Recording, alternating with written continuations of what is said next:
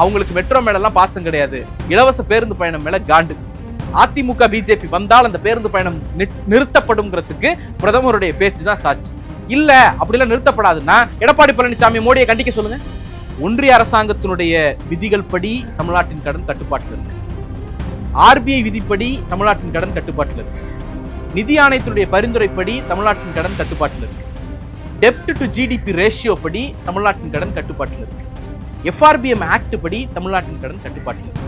அப்ப கடன் இவங்க பேசுறதுங்கிறது வெறும் வெற்று அரசியலுக்கான முழக்கமே தவிர வேற ஒன்றும் கிடையாது. பிஜேபி தமிழ்நாட்டை கடங்கார மாநிலம்னு சொல்வதற்கு பெயர் சைக்கோத்தனம், அது திமிர்த்தனத்தின் உச்சம்.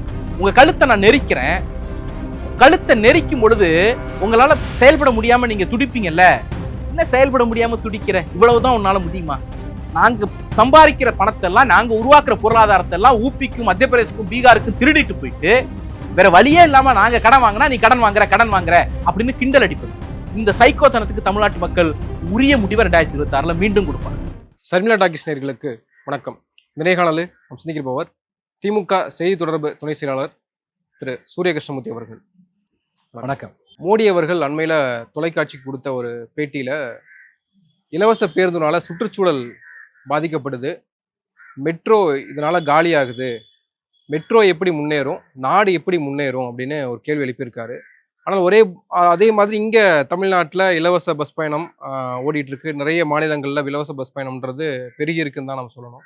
அப்படி இருக்கும் பட்சத்தில் மோடியினுடைய கருத்தை நம்ம எப்படி எடுத்துக்கிறது? இல்லை, அடிப்படையில் மோடிக்கும் சரி எடப்பாடி பழனிசாமிக்கும் சரி பெண்களுக்கு வழங்கக்கூடிய இந்த இலவச பேருந்து பயணத்தின் மீது ஒரு ஆழமான காழ்ப்புணர்ச்சி உண்டு, அந்த திட்டத்தின் மீது ஒரு பெரிய வெறுப்பு உண்டு. இவங்க எப்படி பெண்களை லிபரேட் பண்றாங்க, பெண்களை சுதந்திரமா தான் விரும்பக்கூடிய இடங்களுக்கு பயணம் பண்றதுக்கான அந்த ஸ்பேஸ் ஓப்பன் பண்ணி கொடுக்குறாங்க. அவங்க ஒரு ஆணுக்கு டிபெண்ட் பண்ணி தானே இருக்கணும், எந்த வகையிலையும் எல்லா பெண்களும் நினைச்ச நேரத்துல நினைச்ச இடத்துக்கு எந்த விதமான டிபெண்டன்ஸும் இல்லாம போறதை எப்படி ஒரு அரசாங்கம் அனுமதிக்குது அப்படிங்கிறத ஒரு அவங்களுடைய சித்தாந்த பின்புலத்திலிருந்தே பார்த்தாலுமே மோடியால ஏத்துக்க முடியாது, எடப்பாடி பழனிசாமியாலையும் ஏத்துக்க முடியாது. அதனால உங்களுக்கு ஒரு பெரிய வெறுப்பு உண்டு. அந்த வெறுப்பு தான் எடப்பாடி பழனிசாமி ஒரு கூட்டத்துல பேசும்போது அந்த பிங்க் பஸ்ஸை லிப்ஸ்டிக் அடிச்ச பஸ்ன்னு விமர்சிச்சார். நீங்க யோசிச்சு பாருங்க, லிப்ஸ்டிக் அடிக்கிறத கேவலமா பார்க்கக்கூடிய ஒரு மனநிலையிலிருந்து வெளில வரக்கூடிய ஒரு பேச்சு அந்த பேச்சு. இன்னைக்கு தேர்தல் வந்தோன்னா நான் ஆண்களுக்கு இலவசமா கொடுப்பேன் அப்படின்னு அந்த திட்டத்தை நல்லிஃபை பண்ற மாதிரி, நீர்த்து போக செய்யற மாதிரி ஒரு நாடகத்தை ஆடுகிறார். அது ஒரு பக்கம். மோடி ரிப்பீட்டடா இதை பேசிட்டு இருக்காரு. 2024 நாடாளுமன்ற தேர்தல் சமயத்துல இதை பேசி பெரிய அளவுல அது வைரலானுச்சு.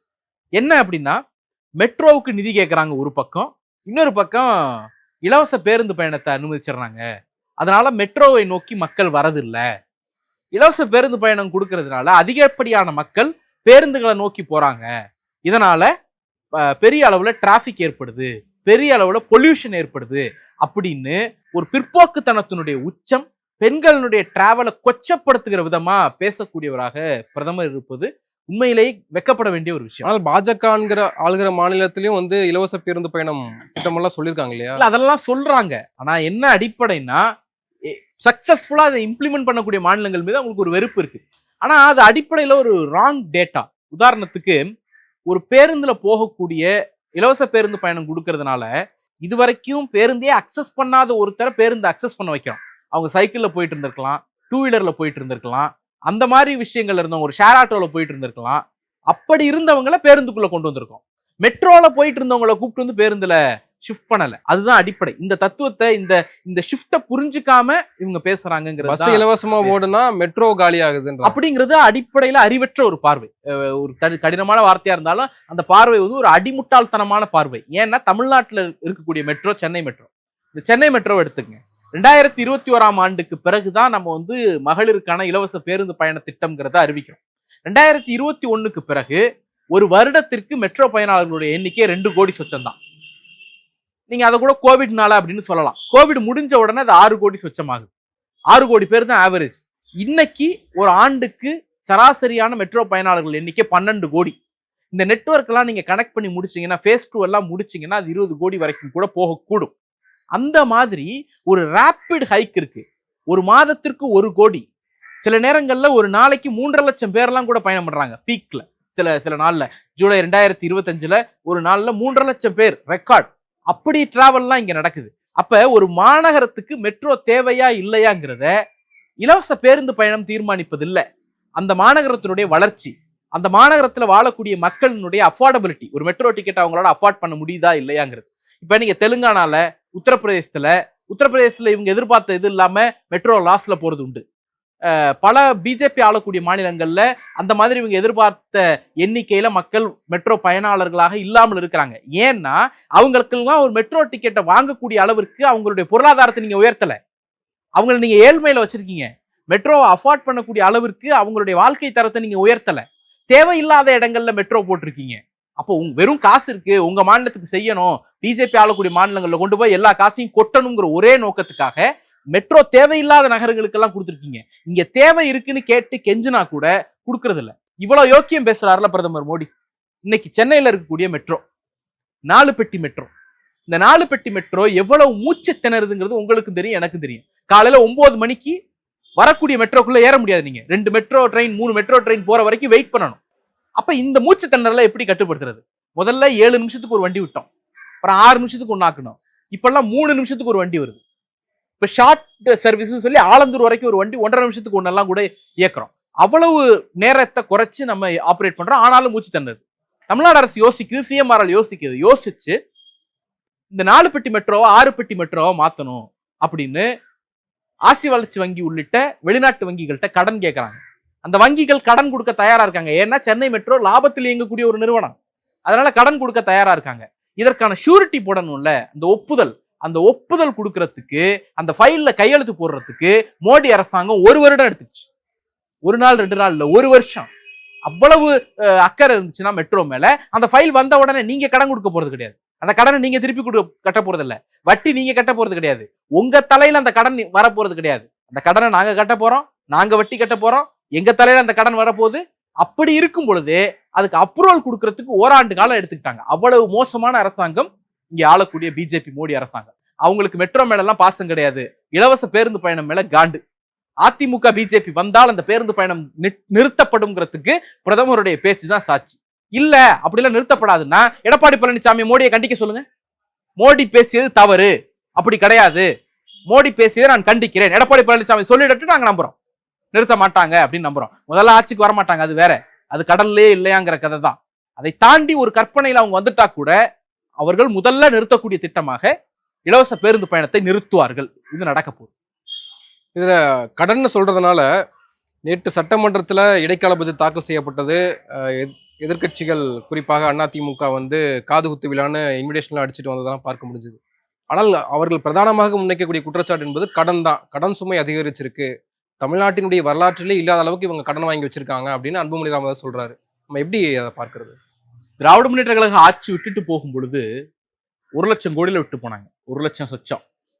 அது 5 லட்சம் கோடியா உயர்த்தினாங்க. கடைசியா ஓபிஎஸ் தாக்கல் செய்த அந்த இடைக்கால நிதிநிலை அறிக்கை 2021ல அந்த நிதியாண்டின் கடைசியில 2022 மார்ச் 31 படி 5 லட்சம் கோடி 5.5 லட்சம் கோடி கடன் இருக்கும் அப்படிங்கிறது தான் அவங்களுடைய மதிப்பீடு. அப்ப அந்த அளவிற்கு ரேப்பிடா கடன் உயர்த்தின ஆட்சி அதிமுக ஆட்சி. நீங்க அந்த இடத்துல இருந்து தான் இதை அணுகணும் அப்படின்னு நான் பாக்குறேன். முதல்ல கடன் எடுத்துக்கிட்டோம்னா இந்தியாவில் இருக்கக்கூடிய எந்த ஒரு மாநிலமும், அது தமிழ்நாடு, ஆந்திரா, கேரளா, கர்நாடகா, பிஜேபி ஆளக்கூடிய உத்தரப்பிரதேசம், கூட்டணி ஆளக்கூடிய பீகார், எந்த மாநிலத்தை வேணா எடுத்து, ஒரு மாநிலம் தன்னுடைய விருப்பம் போல தன்னுடைய இஷ்டம் போல கடன் வாங்க முடியாது. ஒரு மாநிலம் வாங்கக்கூடிய ஒவ்வொரு ரூபாய் கடனுக்கும் ஒவ்வொரு பைசா கடனுக்கும் ஒன்றிய அரசாங்கத்தினுடைய அனுமதி வேணும். எதுக்கு அந்த அனுமதினா, இந்த கடனை தாங்கக்கூடிய அளவிற்கு இந்த மாநிலம் இருக்கான்னு செக் பண்ணி அவங்க அனுமதி கொடுக்கணும். அதனாலதான் 4 பெட்டி மெட்ரோவா 6 பெட்டி மெட்ரோவா மாத்துறதுக்கு கடன் வேணும்னு நாம கேட்டப்போ, கொடுக்கறது ஒரு வங்கி, வாங்குறது நம்ம, திருப்பி கட்ட போறது நம்ம, வட்டி கட்ட போறது நம்ம. ஆனாலும் ஒன்றிய அரசினுடைய ஒப்புதல் ஏன் தேவைப்படுதுன்னா, இந்த மாநிலம் வாங்கக்கூடிய தெம்போடு இருக்கா இல்லையான்னு செக் பண்ணக்கூடிய அத்தாரிட்டி ஒன்றிய அரசு.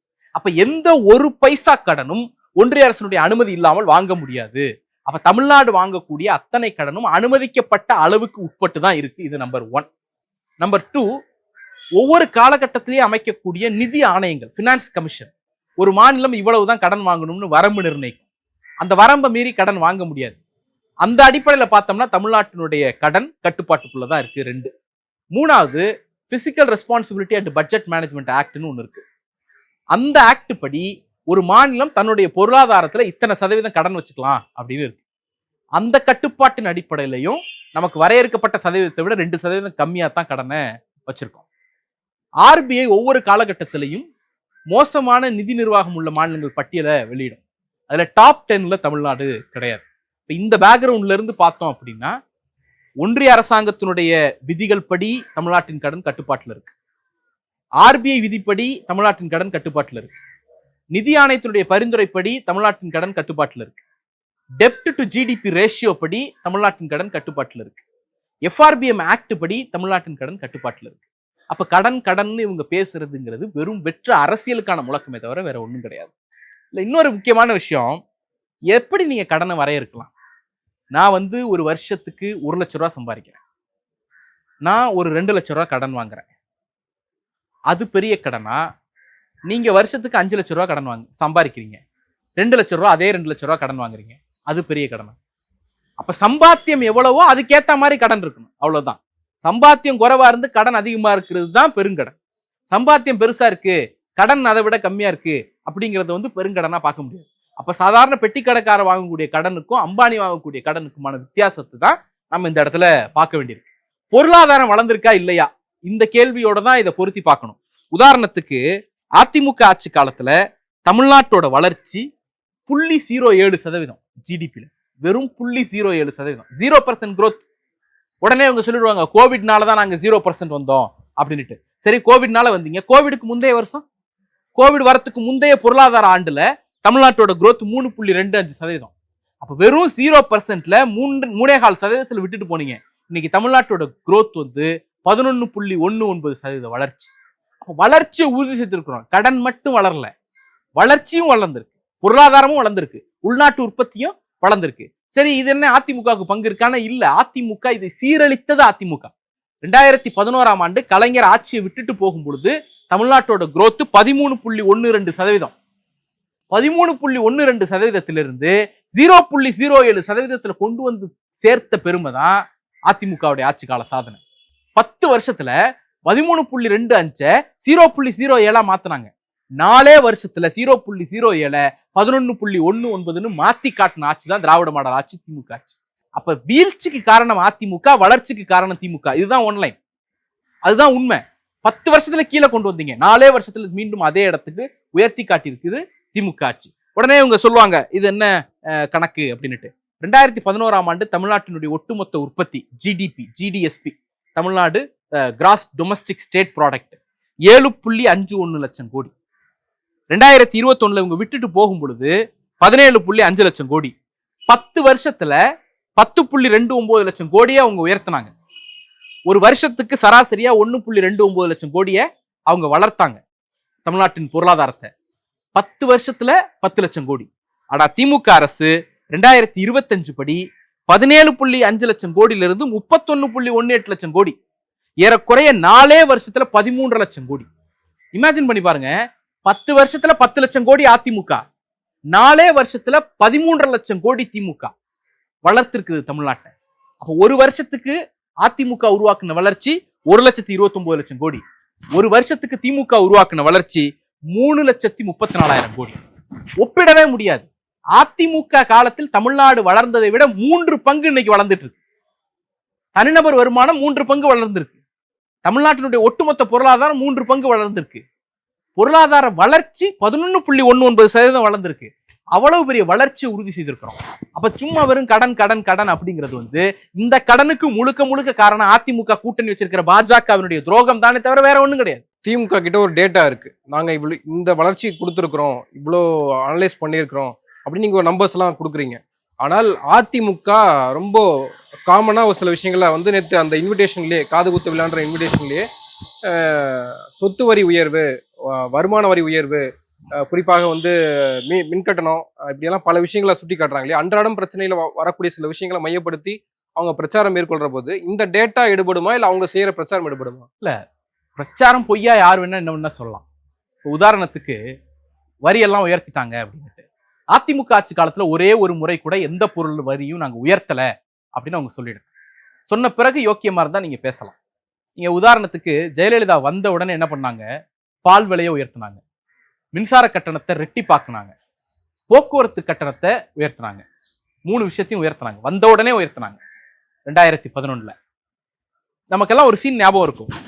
மறைந்த விஜயகாந்த் அவர்கள் வந்து சட்டமன்றத்துல அம்மையார் ஜெயலலிதாவை பார்த்து நாக்க தூர்த்துன அந்த வீடியோ வந்து எல்லாருக்கும் ஞாபகம் இருக்கும். அது என்ன டிபேட்ல அந்த சம்பவம் நடந்துச்சுன்னு தெரியுங்களா? பால் விலைய, மின்சார கட்டணத்தை, போக்குவரத்து கட்டணத்தை, சொத்து வரிய அதிமுக கண்ணா பின்னான்னு உயர்த்திடுச்சுங்கிற குற்றச்சாட்டுனாலதான் அந்த சண்டையே வந்துச்சு. அன்னைக்கு அந்த அம்மா திமிரா என்ன சொன்னாங்க தெரியுமா? பால் விலையை உயர்த்தினேன், போக்குவரத்து கட்டணத்தை உயர்த்தினேன், மின்சார கட்டணத்தை உயர்த்தினேன், ஆனாலும் நான் தான் ஜெயிப்பேன் அப்படின்னு திமிரா சொன்னது ஜெயலலிதா. சங்கரன்கோயில் இடைத்தேர்தல நான் தான் ஜெயிப்பேன் திமிரடியா பேசுனது ஜெயலலிதா. உண்டா இல்லையா? அப்ப நாங்க உயர்த்தவே இல்ல உத்தமர்கள் சொல்லுங்க, சொல்லிட்டு வந்து பேசுங்க. ஆனா திமுக அரசு வந்த பிறகு இந்த 5 ஆண்டுகளில் ஒரே ஒரு முறை கூட போக்குவரத்து கட்டணம் உயர்த்தப்படல. மகளிருக்கு இலவச பேருந்து கொடுத்த போது கூட ₹1 கூட 1 பைசா கூட போக்குவரத்து கட்டணத்தை திமுக அரசு உயர்த்தல. பால் விலையை எடப்பாடி உயர்த்தினார், போற போக்குல உயர்த்திட்டு போனார். பால் விலைய திமுக ஆட்சி வந்த பிறகு குறைத்தது. உடனே இவங்க என்ன சொல்றாங்க? புது பிராண்ட் வந்து அதுல கூட்டியிருக்காங்க சார். அது ஒரு நிறுவனம், ஆவின்றது ஒரு நிறுவனம், அது பொதுமக்களுக்கு கொடுக்கக்கூடிய பால் விலையை குறைக்குது.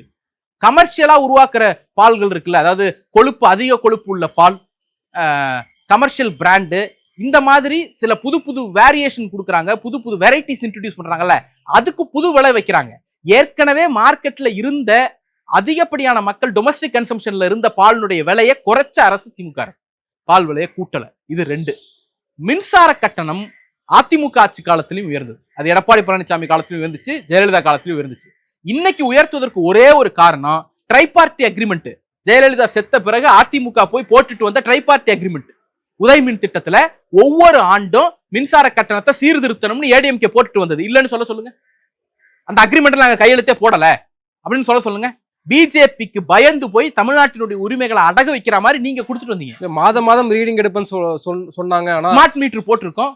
ஸ்மார்ட் மீட்டருக்கு வந்து போட்டா மட்டும்தான் மாதம் இது பண்ண முடியும். இல்லைன்னா பணியாளர் எண்ணிக்கை ரெட்டி பார்க்கணும். பணியாளர் எண்ணிக்கை ரெட்டி பார்க்கிற அளவுக்கு அந்த நிறுவனம் இன்னைக்கு அவ்வளவு செழிப்பான நிலையில இல்ல. அப்ப என்ன பண்ணணும்? ஸ்மார்ட் மீட்டர் போட்டு இதே பணியாளரை வச்சு நாம மேனேஜ் பண்ணணும். ஸ்மார்ட் மீட்டர் போடுற பணி முடிந்த பிறகு மாதம் கட்டணம் வந்து திருத்தி அமைக்கப்படும். அப்படி மாதம் கட்டணம் வசூலிக்கிற நடைமுறை வரும் அப்படிங்கறத உறுதியளிச்சிருக்கோம். அப்ப அந்த குற்றச்சாட்டும் அவுட். நீங்க சொத்து வரி உயர்வுக்கு வாங்க. சொத்து வரி உயர்வு அதிமுக ஆட்சி காலத்துல 2019ஆம் ஆண்டு சொத்து வரி உயர்த்தப்பட்டது. 18ல உயர்த்திட்டு மொத்தமா கலெக்ஷன் எல்லாம் முடிஞ்சிருச்சு. கலெக்ட் பண்ணி முடிச்சிட்டு தேர்தல் அனௌன்ஸ்மெண்ட்டுக்கு கொஞ்ச நாளைக்கு முன்னாடி உயர்த்தப்பட்ட வரியை நாங்கள் நிறுத்தி வைக்கிறோம், கவனிக்கணும், ரத்து பண்ணல, நிறுத்தி வைக்கிறோம்னு அறிவிச்சிங்க. நீங்க நிறுத்தி வச்சீங்க. எவ்வளவு காலத்துக்கு நிறுத்தி வைக்க முடியும்? பை மேண்டேட் கோவிட் முடிஞ்ச பிறகு அது ஆட்டோமேட்டிக்கா உயர்ந்துச்சு. இவ்வளவுதான். தேசிய சராசரியை விட தமிழ்நாட்டுல விலைவாசி உயர்வு குறைவு. அதிமுக காலத்துல தேசிய சராசரியை விட தமிழ்நாட்டுல விலைவாசி உயர்வு கூட. அந்த மாதிரி நெருக்கடியை அதிமுக ஆட்சி காலத்துல உருவாக்குனாங்க. இன்னைக்கு வந்து அதிமுக ஆட்சி காலத்தில் உயர்த்தப்பட்ட கட்டணங்களை விட திமுக ஆட்சி காலத்தில் உயர்த்தப்பட்ட கட்டணங்கள் குறைவு. பால் விலை உயர்த்தப்படல, போக்குவரத்து கட்டணம் உயர்த்தப்படல. இதுதான் அடிப்படை செய்தி. அன்னைக்கு பாலை உயர்த்தினாங்க, போக்குவரத்து உயர்த்தினாங்க, சொத்து வரி உயர்த்தினாங்க, பேருந்து கட்டணம் உயர்த்தினாங்க. பேருந்து கட்டணத்தை எடப்பாடி உயர்த்தினார் இல்லையா? அதை பத்தின ஒரு சிஏஜி அறிக்கை 2022ல வந்துச்சு. இந்த சிஏஜி அறிக்கை என்ன சொல்லுதுன்னா, ஒரு வரி உயர்வு ரேஷனலா நடக்கணும், அறிவோட நடக்கணும். இர்ரேஷனல் டாரிஃப் ஹைக்னு சொல்லி அத காயின் பண்றாங்க. என்ன இர்ரேஷனல்னா, இன்னைக்கு நீங்க வந்து பேருந்துல போயிட்டு இருக்கீங்க, நேத்து வரைக்கும் ஒரு சார்ஜ் இருக்கு, இன்னைக்கு ஒரு 10 பைசா கூட்டுறோம் கிலோமீட்டருக்கு அப்படின்னா பரவாயில்ல, 80% கூட்டுறது. அப்ப என்ன அர்த்தம்? பேருந்துல போயிட்டு இருந்தவங்களுக்கு பேருந்தே அஃபோர்ட் பண்ண முடியாத அளவுக்கு போறது. அதனுடைய விளைவா 38% போக்குவரத்து பயனாளர்கள் டிராப் ஆறாங்க. பொது போக்குவரத்தை விட்டு, அரசு போக்குவரத்தை விட்டு. தனியார் அதை விட கம்மியா கொடுக்குறான். அந்த அளவிற்கு ஒரு அவலட்சணமான ஆட்சியை நடத்தின பெருமை தான் அதிமுகவை சேரும். நீங்க இன்னைக்கு நடக்கக்கூடிய பிரச்சனைகளுக்கெல்லாம் அடிப்படை காரணம் என்ன? நீங்க யூனியன் கவர்மெண்ட் எடுத்துங்களேன். ரெவென்யூ ஷேர், முந்தைய காங்கிரஸ் ஆட்சியில வந்துட்டு இருந்த ரெவென்யூ ஷேர் பர்சன்டேஜ் அடிப்படையில இன்னைக்கு குறைவா இருக்கு. ஆண்டுக்கு சராசரியா 3,17,000 கோடி லாஸ். வர வேண்டியது 3,17,000 கோடி வரணும். டாக்ஸ் ரெவென்யூ, இந்த இப்ப மோடி வந்து நான் வரியை குறைச்சிட்டேன், ஜிஎஸ்டியை குறைச்சிட்டேன் அப்படின்ட்டு எல்லாத்துலயும் தன்னுடைய ஸ்டிக்கர் ஒட்டிட்டாருல, அதுல மட்டும் தமிழ்நாட்டுக்கு மாநில அரசுக்கு 9,722 கோடி ரூபாய் நட்டம். எஸ்எஸ்ஏ ஃபண்ட் 3,500 கோடி ரூபாய், கல்விக்கு கொடுக்க வேண்டிய நிதி. உள்ளாட்சி நிதி 2246 கோடி ரூபா. ஜல் ஜீவன் மிஷனுக்கு தமிழ்நாட்டுக்கு கொடுக்க வேண்டிய நிதி 3112 கோடி ரூபா. ஜிஎஸ்டி காம்பன்சேஷன் நிறுத்தினாங்க, அதன் மூலமா ஒரு 3112 கோடி ரூபா. இப்படி எல்லாம் கூட்டி கழிச்சு பார்த்தோம்னா தமிழ்நாட்டினுடைய நிகர கடன் இதை கழிச்சிங்கன்னா 6 லட்சம் கோடிக்கு வந்துடும். அப்ப ஆக்சுவல் கடன் 6 லட்சம் கோடி தான். ஒன்றிய அரசாங்க நிதி கொடுக்காததுனால வாங்கின கடன் 3.25 லட்சம் கோடி, 10 லட்சம் கோடியை தாண்டி நிக்குது. அப்ப யோக்கியமா இருந்தா மோடியை நிதியை கொடுக்க சொல்லுங்க. பிஜேபி தமிழ்நாட்டை கடங்கார மாநிலம்னு சொல்வதற்கு பெயர் சைக்கோத்தனம். அது திமிர்த்தனத்தின் உச்சம். உங்க கழுத்தை நான் நெரிக்கிறேன், கழுத்தை நெரிக்கும் பொழுது உங்களால செயல்பட முடியாம நீங்க துடிப்பீங்கல்ல. என்ன செயல்பட முடியாம துடிக்கிற, இவ்வளவுதான் உன்னால முடியுமா? இன்னெஃபிஷியன்ட், சத்து இல்லையா உனக்கு, தெம்பு இல்லையா உனக்கு அப்படின்னு கிண்டல் பண்ணா அது எவ்வளவு பெரிய சைக்கோத்தனம். அந்த சைக்கோத்தனத்தை தான் பிஜேபி செய்யுது. நிதியை முடக்கிறது பிஜேபி, நம்முடைய வருமானத்தை முடக்கிறது பிஜேபி, நமக்கு பொருளாதார இழப்பை ஏற்படுத்துறது பிஜேபி. வேற வழியே இல்ல, கடன் தான் வாங்கி ஆகணும் அப்படிங்கிற நெருக்கடிக்கு தள்ளுவது பிஜேபி. கடன் வாங்கினா நீ கடன்காரன் அப்படின்னு சொல்வதற்கு பேர் சைக்கோத்தனம். பிஜேபியில இருக்கக்கூடிய அந்த டோன் வந்து சைக்கோத்தனமான டோன். யூபிக்கு கொடுக்குற நிதியில பாதி எங்களுக்கு கொடுங்க, தமிழ்நாட்டினுடைய கடனை 4 வருஷத்துல இல்லாம பண்ண முடியுங்களா? மத்திய பிரதேசத்துக்கு கொடுக்குற நிதியில பாதி எங்களுக்கு கொடுத்தீங்கன்னா தமிழ்நாட்டினுடைய கடனை 3 வருஷத்துல இல்லாம பண்ண முடியுங்களா? என்னன்னா, நாங்க சம்பாதிக்கிற பணத்தை எல்லாம், நாங்க உருவாக்குற பொருளாதாரத்தை எல்லாம் ஊபிக்கும் மத்திய பிரதேசக்கும் பீகாருக்கும் திருடிட்டு போயிட்டு வேற வழியே இல்லாம நாங்க கடன் வாங்கினா நீ கடன் வாங்குற அப்படின்னு கிண்டல் அடிப்பது. இந்த சைக்கோத்தனத்துக்கு தமிழ்நாட்டு மக்கள் உரிய முடிவை 2026 மீண்டும் கொடுப்பார். இன்னொரு விமர்சனம் இதுல எப்படின்னா, இலவசம் அவரோட கனெக்ட் பண்ணிக்கிறேன். இப்போ வெல்ஃபேர் ஸ்கீம்ஸ் கொடுக்கறதுனாலயே வந்து கடன் சுமை அதிகரிக்குது. இவங்க இந்த வெல்ஃபேர் ஸ்கீம்ஸை கம்மி பண்ணாங்க அப்படின்னா கடன் சுமையுடைய அளவு வந்து குறைஞ்சிரும் அப்படின்றாங்கல்ல. வெல்ஃபேர் ஸ்கீமுக்கும் கடனுக்கும் சம்மந்தமே இல்லை. இப்போ உதாரணத்துக்கு தமிழ்நாடை பொறுத்த வரைக்கும் ஒரு 8 வகையான ஸ்கீம் வச்சிருந்தாங்க, பென்ஷன் ஸ்கீம்ஸ் ஏடிஎம்கே கவர்மெண்ட்ல. மொத்தமா ஒரு 4000 கோடி கடைசி இன்ட்ரீம் பட்ஜெட்ல ஒதுக்குனாங்க. இன்னைக்கு மகளிர் உரிமை தொகை மட்டும் இப்ப லேட்டஸ்டா 5000 ரூபாய் கொடுத்தது மட்டும் 6000 லட்சம் கோடி. ஆண்டுக்கு 14,000 17,000 கோடி வரைக்கும் மகளிர் உரிமை தொகை மட்டும் கொடுக்குறோம் லே அவுட்ல. 1 லட்சம் கோடி சமூக நலத்திட்டத்துக்கு அவங்க செலவு பண்ணாங்க. இன்னைக்கு வந்து நம்ம செலவு பண்ணக்கூடிய தொகை 1,56,000 கோடி, ஏறக்குறைய 1,60,000 கோடி நெருங்கிட்டு இருக்கோம். ரெட்டிப்பை நோக்கி நகர்ந்துட்டு இருக்கோம். இதெல்லாம் சமூக நல திட்டம். சமூக நல திட்டத்துக்கும் கடனுக்கும் சம்பந்தம் கிடையாது. கடன் வந்து ஏடிஎம்கே கவர்மெண்ட்ல வாங்கின கடனுக்கு வட்டி கட்ட வேண்டியிருக்கு, அந்த நெருக்கடி இருக்கு. இப்ப டான்ஜெட்கோன்னு நிறுவனம் இருக்கு, அந்த டான்ஜெட்கோடைய லாஸை நீங்க ஈடுகட்டணும். ஈடுகட்டலைன்னா உங்களுடைய கடன் வரம்புல இருந்து நாங்க கழிச்சிருவோம். நீங்க கடன் வாங்கக்கூடிய எபிலிட்டி இருக்குல்ல, அந்த எபிலிட்டியை நாங்க கம்மி பண்ணிடுவோம் அப்படின்னு ஒன்றிய அரசாங்கம் மிரட்டுது. ஏன் மிரட்டுதுன்னா, இவங்க உதய மின் திட்டத்தில் போய் கையெழுத்து போட்டதுனால மிரட்டுது. அப்ப ஆண்டுக்கு 20,000 கோடி டான்ஜெட்கோட லாஸை தமிழ்நாடு அரசு ஈடுகட்ட வேண்டியிருக்கு. அடுத்து வாங்க, மெட்ரோவுக்கு மாநில அரசாங்கம் நிதி கொடுக்குது, ஒன்றிய அரசாங்கம் நிதி கொடுக்கணும், கமிட் பண்ணியிருக்காங்க, கொடுக்கல இது வரைக்கும். கொடுக்காததுனால அந்த லாஸ் தமிழ்நாடு அரசு கடனை வாங்கி ஈடுகட்டிட்டு இருக்கு. இதையெல்லாம் கழிச்சிங்கனாலே 1 லட்சம் கோடிக்கு மேல குறைஞ்சிடும். இந்த வருஷம் ரீபேமெண்ட் மட்டும் 60,000 கோடி, முந்தைய கடனை திருப்பி செலுத்துவதில் வாங்குற கடன் மட்டும் 60,000 கோடி. இந்த மாதிரியான சூழல்ல அது வந்து வெல்ஃபேர் ஸ்கீம் மேல இருக்கக்கூடிய வெறுப்பு தான் வெல்ஃபேர் ஸ்கீமுக்காக கடன் வாங்குறாங்க அப்படிங்கிறது. நான் என்ன கேட்கிறேன், இன்னைக்கு 1 லட்சம் வாங்குறதுனா கடன் வாங்குறதே இந்த வெல்ஃபேர் ஸ்கீம்ஸ்னால தான் அப்படின்றாங்க. அப்படி கிடையாது. நீங்க கடன் வந்து நீங்க அவுட்லே நீங்க இந்த 6,000 கோடி இருக்குல்ல, அது ஒரு பெரும் சாலை திட்டத்துக்கு ஈக்குவல், அவ்வளவுதான். ஒரு பிரம்மாண்டமா 4 பாலம் கட்டுறதுக்கு ஈக்குவல், அவ்வளவுதான். அப்போ உட்கட்டமைப்பு திட்டங்களுக்கு தான் அதிகமாக செலவு பண்ணியிருக்கோம். இப்போ நீங்க உதாரணத்துக்கு தமிழ்நாட்டோட வளர்ச்சியை 0.07 11.19 உயர்த்திருக்கோங்கிறது ஒரு நம்பர் கிடையாது. 1,30,00,000 பேருக்கு மேல, 31 லட்சம் பேருக்கு மேல மாதந்தோறும் 1000 ரூபா வாங்குறாங்க. இந்த அரசாங்கம் வந்த பிறகு கோவிடுக்கு நிவாரணமா 4,000 ரூபா கொடுத்துச்சு. 3 முறை பொங்கல் தொகுப்பு 1000 ரூபா, மொத்தம் 4 + 3 7,000 ரூபா. மகளிர் உரிமை தொகை மாதந்தோறும் 1000 ரூபா. இந்த ஆண்டு பொங்கல் பரிசு 3,000 ரூபா. அதுக்கு அடுத்து சிறப்பு தொகுப்பு 5,000 ரூபா. இதெல்லாம் கூட்டி பார்த்தீங்கன்னா இந்த வருஷம் மட்டும் 9,000 ரூபா. வருஷம் தொடங்கியே கிட்டத்தட்ட 45 நாள் தான். இந்த 45 நாள்ல 9,000 ரூபா, ஏறக்குறைய ஒரு நாளைக்கு 500 ரூபா கணக்கு சம்பளம். ஒரு கிராமத்துல சித்தாள் வேலைக்கு போனா 200 ரூபா தான் கூலி, சாதாரண கூலி வேலைக்கு போனா 250 ரூபா தான் கூலி. 2 நாள் சம்பளம். நீங்க ஒரு நாள் சம்பளத்தை விட ரெட்டிப்பு சம்பளத்தை இந்த 45 நாள்ல ஒவ்வொரு வீடுகளுக்கும் கொடுத்துருக்கோம் உண்டா. அடுத்து 5 லட்சம் பேர் ஏறக்குறைய சராசரியா புதுமை பெண் திட்டத்துல 1000 ரூபா வாங்குறாங்க. 5 லட்சம் பேர் தமிழ் புதல்வன் திட்டத்துல சராசரி 1000 ரூபா வாங்குறாங்க. 21 லட்சம் பேருக்கு காலை உணவு திட்டம் கொடுத்துட்டு இருக்கோம். வீடு தேடி 60 வயதுக்கு மேற்பட்டவர்களுக்கு ரேஷன் பொருள் போயிட்டு இருக்கு.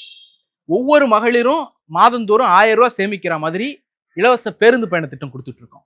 வங்கிகளுக்கு கடன் 12,000 கோடி ரூபாய், ஏறக்குறைய சுய உதவி குழு கடன் 1 லட்சம் மகளிர் சுய உதவி குழுக்கள் இருக்கக்கூடிய 10 லட்சம் மகளிர் பயன்பெற வகையில 12,000 கோடி ரூபாயை தள்ளுபடி பண்ணோம். நகைக்கடன் தள்ளுபடி 5 சவரனுக்கு கீழே இருக்கக்கூடிய நகைக்கடன் தள்ளுபடியை இந்த அரசாங்கம் வந்த பிறகு பண்ணுச்சு. இப்படி பட்டியல் போட்டுக்கிட்டே போகலாம். இதெல்லாம் ஒரு பக்கம். தமிழ்நாடு முழுக்க கிராம சாலை மேம்பாட்டு திட்டம்னு ஒரு திட்டம் கொண்டு வந்து அனைத்து கிராம சாலைகளையும் மேம்படுத்தியிருக்கோம். நகர்ப்புறங்களில் சாலை மேம்பாட்டு திட்டங்கள், சிறப்பு திட்டங்கள் செயல்படுத்தப்பட்டிருக்கு. பேராசிரியர் அன்பழகனார் பெயர்ல பள்ளி மேம்பாட்டு திட்டம், பெருந்தலைவர் காமராஜர் பெயர்ல கல்லூரி மேம்பாட்டு திட்டம், கல்லூரி உட்கட்டமைப்பு மேம்பாட்டு திட்டம், தமிழ்நாட்டில் ஸ்மார்ட் கிளாஸ் ரூம்ஸ் உருவாக்கம்ங்கிற பேர்ல அனைத்து பள்ளிகளுக்கு ஸ்மார்ட் கிளாஸ் ரூம்ஸை உருவாக்கி கொண்டு போய் சேர்த்திருக்கிறோம். 10 லட்சம் மாணவர்களுக்கு லேப்டாப் ஸ்கீம்ஸ் இன்னைக்கு கொடுத்துருக்கிறோம். இப்படி ஒவ்வொரு பட்டியலா நம்ம வாசிச்சுட்டே போகலாம்.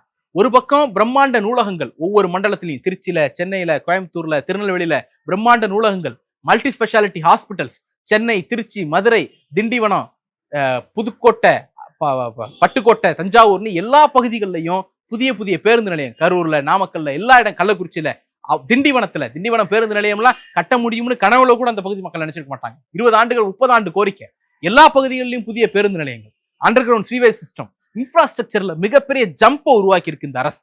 ஒரு பக்கம் சோசியல் செக்டர் ஸ்கீம் 1 லட்சம் கோடில இருந்து 1,56,000 கோடி, இன்னொரு பக்கம் இன்ஃப்ராஸ்ட்ரக்சர்ல அசாத்தியமான முன்னேற்றம். எல்லா ஊர்களையும் ஏதோ ஒரு திட்டத்தை கொண்டு போய் சேர்த்திருக்கிற அளவிற்கு முன்னேற்றத்தை உறுதிப்படுத்திருக்கோம். இது எல்லாத்தையும் தாண்டி பொருளாதார வளர்ச்சி, 10 லட்சம் கோடி ரூபாய்க்கு இன்வெஸ்ட்மெண்ட், எல்லாத்தையும் ஹோலிஸ்டிக்கான டெவலப்மெண்ட். அந்த டெவலப்மெண்ட்டை மக்கள்கிட்ட கொண்டு போய் சேர்த்திருக்கிறோம். அதையெல்லாம் பொறுத்து கொள்ள முடியாமல் தமிழ்நாட்டின் நிதியை முடக்கி வச்சுட்டு அதனால் ஏற்படக்கூடிய கடனை தமிழ்நாடு கடன்காரர்கள் அப்படிங்கிற பிராண்ட் மூலமா தமிழ்நாட்டை கிண்டல் பண்ணுது பிஜேபி. அதுக்கு ஒத்து அதிமுக. இந்த 2 பேருக்கும் உரிய பதில தமிழ்நாட்டு மக்கள் 2026 கொடுப்பாங்க. நன்றி, நிறைய விஷயங்களை பகிர்ந்துருக்கீங்க. நன்றி.